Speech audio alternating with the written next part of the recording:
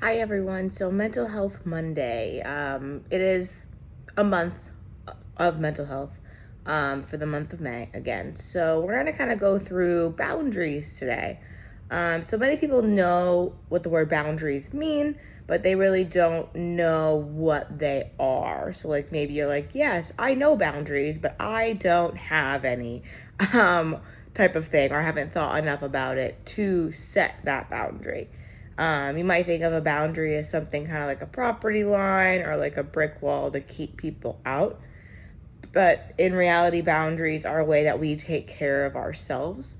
When you understand how to set and maintain healthy boundaries, you can avoid the feelings of resentment, disappointment, and anger that build up when your limits have been pushed. And boundaries can take many forms. They range from being rigid and strict to appearing almost non existent. So, if you have kind of more rigid boundaries, you might keep others at a distance, kind of seem detached, have few close relationships, and avoid close relationships. If you have more loose boundaries, you might get too involved with others' problems, find it difficult to say no to people's requests, overshare personal information, and seek to please others for fear of rejection. A person with healthy boundaries understands that making their expectations clear helps in two ways. It can establish what behavior you will accept from other people, and it establishes what behavior other people can expect from you. So, if you have healthy boundaries, you may share personal information appropriately, not too much, not too little, understand your personal needs and wants, and know how to communicate that. Value your own opinions and accept when others tell you no. Building healthy boundaries, whether you're at work, home, with friends, hinges on the understanding of the types of boundaries. So there's 5 different types. We have physical. So this is going to refer to your personal space, your privacy, and your body. So you might be someone who is comfortable with like public displays of affection, or you might be someone who prefers not to be touched in public. You have sexual. These are your expectations concerning intimacy, whatever may be comfortable or not comfortable for you. And that also includes harassment. Um, Intellectual. These boundaries concern your thoughts and beliefs. Intellectual boundaries are not respected when someone dismisses another person's ideas or opinions. Then we have emotional boundaries. This refers to a person's feelings.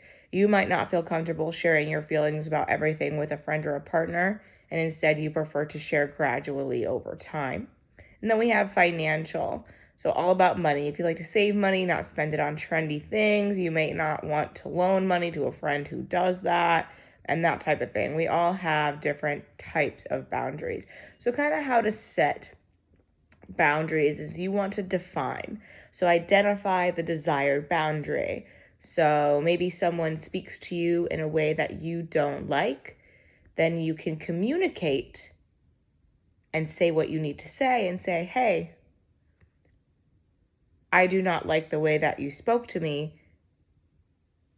Stay simple with it. That's it. You don't have to say, you don't have to over explain it. It's just, I do not like the way you spoke to me. Done. Set consequences for that. If you speak to me that way again, I will not be speaking to you anymore. Done. And then making sure that you're staying consistent with it and being communicative about it. It's all about communication when it comes to boundaries. Again, it's not a wall. It is you protecting your own personal peace and keeping that in mind when it comes to mental health, because your peace and your happiness is important. And we don't want to become so stressed out trying to make other people happy that we forget about ourselves and what we need. So make sure that you set some boundaries if you have them, and that you're communicating that with your partner, your friends, whoever's in your social circle, your family. Obviously, all boundaries are going to look differently. And also making sure to, if we don't have boundaries, maybe write down reasons why we might want boundaries or what boundaries we would like to have, so that we can live the way that we want to, happier, less stressed, no feelings of resentment, no feelings of being people pleasers, and all of that fun stuff. So those are some different types of boundaries and how to set them. If you have any questions, comment below.